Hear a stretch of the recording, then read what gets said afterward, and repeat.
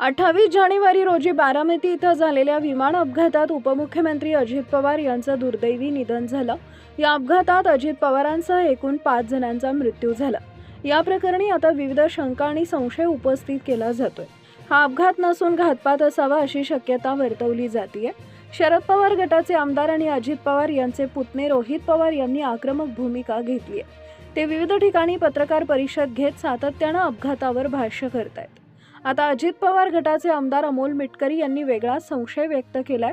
VSR कंपनीचे 2 pilot अजूनही गायब असल्याचा दावा त्यांनी केला आहे। तसेच त्यांनी जय पवारांच्या शंकेला दुजोरा दिला। ब्लॅक बॉक्सचा डेटा नष्ट होऊ शकत नाही असं वक्तव्य त्यांनी केलंय। शिवाय रोहित पवारांच्या जीवाला धोका असेल तर ही बाब गांभीर्यानं घ्यावी असंही मिटकरी म्हणाले। जय पवारांनी ब्लॅक बॉक्सचा डेटा नष्ट होऊ शकत नाही अशी शंका उपस्थित केली। अजितदादांचा घातपात झाला की अपघात अशी शंका उपस्थित केली आहे। याला अमोल मिटकरींनी सुद्धा दुजोरा दिला आहे।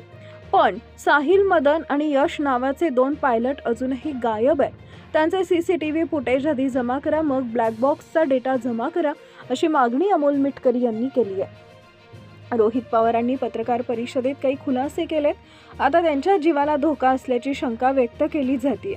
या संदर्भात त्यांनी सरकारला निवेदन द्यावं आणि सरकार त्यांना सुरक्षा देईल असं मत राष्ट्रवादीचे आमदार अमोल मिटकरी यांनी व्यक्त केलंय। रोहित पवारांनी मुद्दा उचलला आणि त्यांच्या जीवाला धोका असेल तर ही बाब गांभीर्यानं घ्यायला हवी असंही मिटकरी म्हणाले।